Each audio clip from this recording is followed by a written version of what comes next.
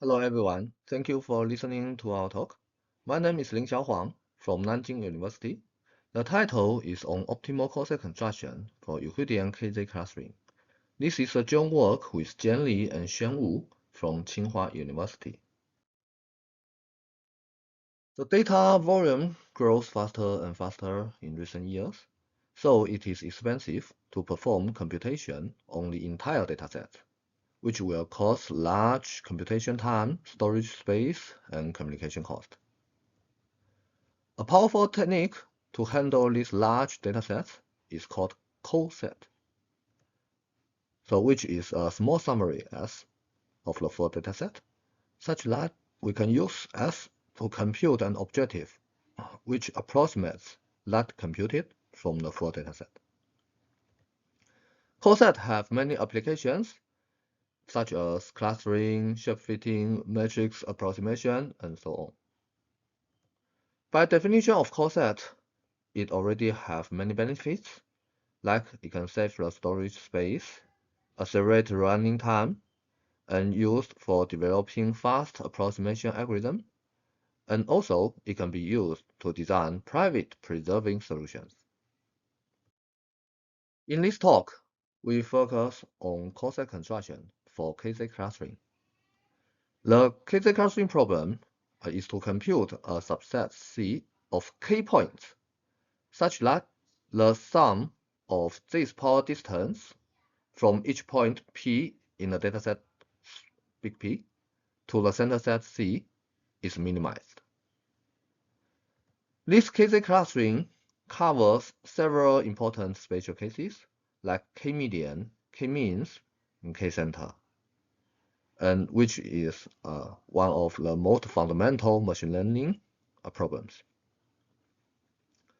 This Euclidean matrix can be extended to general matrix spaces. Our goal is to construct Coreset for this KZ clustering problem of size as small as possible. Formally, an epsilon Coreset is a weighted subset S with a weight function such that for any k subset C, the weighted cost on S to C is within 1 plus or minus epsilon times the original cost. This weight function is very important for Coreset construction. There is a long line of research on investigating the Coreset size bounds. For upper bounds, Harpelet, Mazumdar, and Crucial provide first Coreset results for the k epsilon to the minus d for k-median and k-means. Then Chen removed the exponential dependence on d, but their bound contains a log n dependence. And Federman and Lemberg further removed this log n dependence and obtained kd epsilon to the minus 2z size bound. And Braverman first removed the dependence on the dimension d for k-means. And later, Solar, Ujov, Huang, and Vishnoi removed the size dependence of d for KZ clustering, and also subspace approximation. Recently, the Coreset size is improved to this mean k to the 2z plus 2 over z plus 2 epsilon minus 2 and k epsilon to the minus z minus 2 for k-median and k-means, via a combined framework of all previous approaches. This breakthrough is by Cohen et al.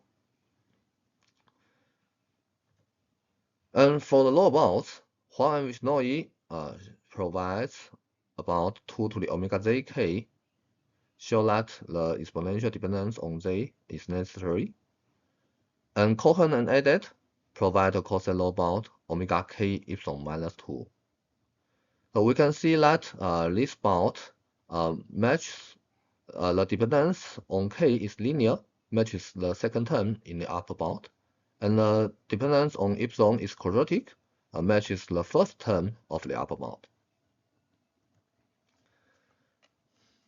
And finding the tight Coreset size bound for Euclidean space is regarded as the most important open problem in Coreset.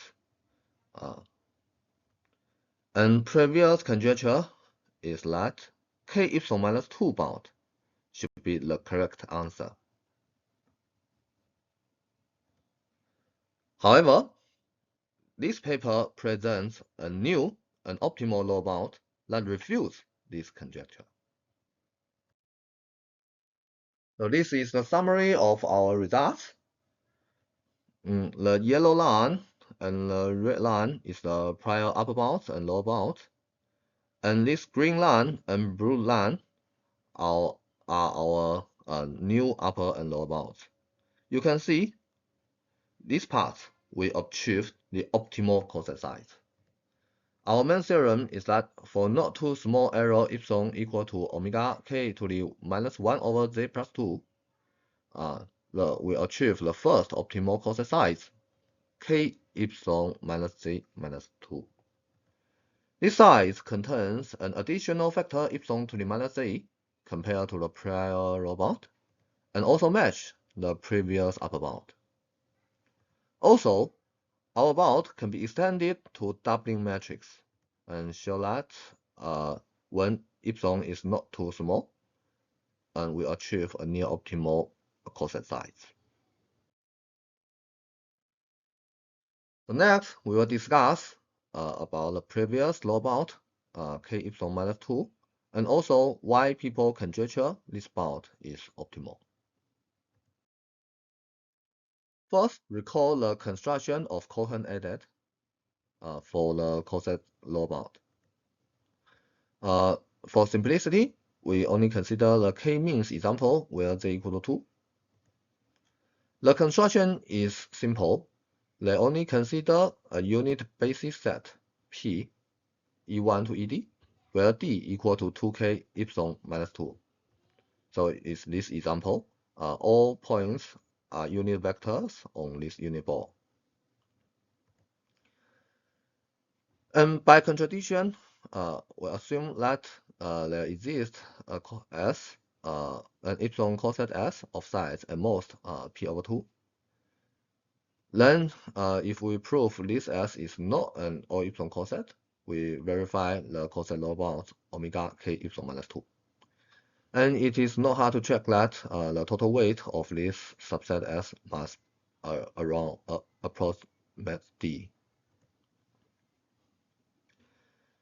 So their idea is to construct a center set C such that there exists a significant gap between cost SC to cost PC. The idea is arbitrary partition S into k parts, S1 to Sk of equal size, roughly epsilon to the minus 2. And for each Si, they construct a corresponding center Ci, which is roughly the scale mean of all points in Si. And they can verify that for any P in Si, the square distance from P to Ci is at most 2 minus 2 epsilon. And for any P outside Si, the square distance from P to Ci is exactly 2. So by these two properties, we can verify that cost Sc is at most 1 minus O epsilon times cost Pc, which is a contradiction with the assumption that S is an O epsilon Coreset.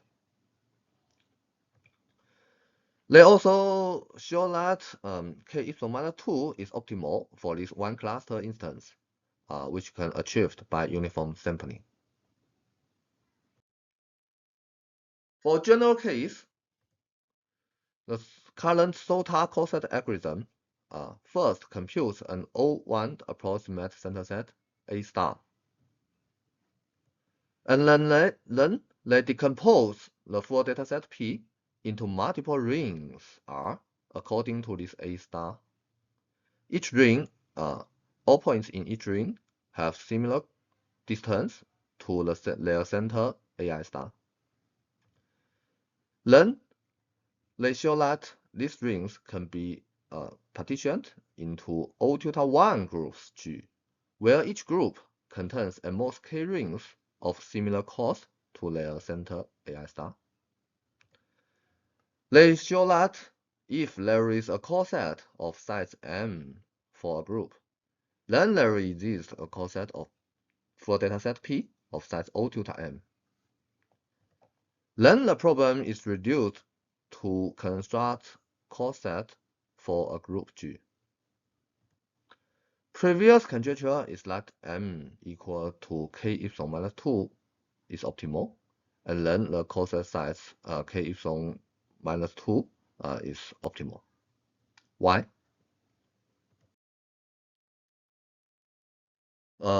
We consider a simplified case that P is a group consisting of exactly k clusters with same cost T. We first give an easy construction for coset, which is of size k squared times epsilon to the minus 2. For each pi, we just uniformly sample a collection Si of k epsilon minus 2 points. Then output their union. This union is of size k squared epsilon minus 2. And by the one cluster instance from Cohen edit, one can show Si is exactly an epsilon coset of Pi. Then their union S is an epsilon coset of the full dataset P. Can we improve this above construction to OK epsilon minus 2? The idea is to uniformly sample a collection Si of epsilon minus 2 points instead of k epsilon minus 2 points from each cluster Pi, and then output their union. The size is k epsilon minus 2. Then the problem is that is this S an epsilon coset? So here we provide a heuristic analysis that this S look like a coset. So why we conjecture k epsilon minus 2 bound before. First, we observe that Si is a square root of k epsilon coset of Pi. So this larger error is because we only sample epsilon minus 2 points from each cluster Pi now. So it means that for any C, the estimation error cost SIC minus cost PIC is within plus or minus square root of k epsilon times T. T is the cost PIC, Pi A star. So since Si is unbiased due to the uniform sampling, we know that this error cos SIC minus cos PIC is roughly symmetric around the 0. Then, for every center set C, every cos SIC minus cos PIC are roughly close to IID. Then their sum, cos SC minus cos PC, is roughly the sum of KIID random variables of range plus or minus square root of k times epsilon times t. By chain of bound, this sum is roughly bounded by k epsilon t, and which is at most epsilon times cos pc. So it looks like this S is an epsilon coset. What's wrong? The problem is that it is possible to construct a k-center set C, which, depending on the choice of S, such that different induced error cos SIC minus cos PC are far from independent. And our new lower bound will exploit such intra-cluster correlation. So next, we show our construction. We consider k-means and epsilon equal to k minus 1 over 4 as an example. Our goal is to construct an instance P of size roughly theta k squared, which is k epsilon minus 4 points, such that any subset S of size at most P over 2, there must exist a center set C such that, first, cos PC is roughly theta k squared, it means that the average distance, square distance from every point in P to C is theta 1. And also, the induced error cos SC minus cos PC is at least omega k to the 7 over 4, which is at least epsilon times cos PC. So S is not an epsilon coset. In conclusion, any coset should contain more than omega k epsilon minus 4 points. So how to construct such P? We consider P containing k over 2 clusters and group it into theta k to the 1/2 identical parts, each with k to the 1 over 1/2 clusters. Why this construction? First, it can ensure there exists a part X such that S intersect with X is at most half of X point. Second, it can ensure that we can construct a center set C that only use k over 2 centers to ensure cos PC is theta k squared. And then the remaining k over 2 centers can be used to enlarge the estimation error of X. So this is an illustration of our new instance. So it contains k to the 1/2 over 2 copies, and each copy contains k to the 1/2 clusters within a unit ball. And these copies are far away from each other, such that their induced error are roughly independent. Then we also need to construct the center set C according to S. The idea is that we create one center for each remaining cluster outside the copy X. And also, for this copy X, we create k over 2 centers around 0 to D. And we will ensure the distance from points in S intersect X to C is larger than other points. This is an illustration example. So this we hope several good properties holds by our construction of PNC. First, the construction of C ensures cos PC is theta k squared. These are ensured by our assignment of center for remaining clusters outside X. And also, since k over 2 centers are much larger than the number of clusters k to the 1/2, we hope the induced error on X can be sufficiently large, up to this omega k to the 7 over 4. To achieve this, it requires a careful construction of X and center set C, such that one center Ci can heavily affect theta k to the 1/2 points Pij from different clusters. So it means that the induced error for different clusters are non-IID. And concretely, we will ensure that for any point P in S intersect X and Q outside, the square distance from P to C minus the square distance from Q to C is at least k to the 1/4. Then, since there are k to the 3 over 2 points in this copy X, the induced error is exactly k to the 7 over 4. The details can be found in our paper. And this construction can be easily extended to general Z and larger error epsilon. In summary, this paper provides the first optimal coset size bound for Euclidean clustering for epsilon equal to omega k to the -1 over Z plus 2.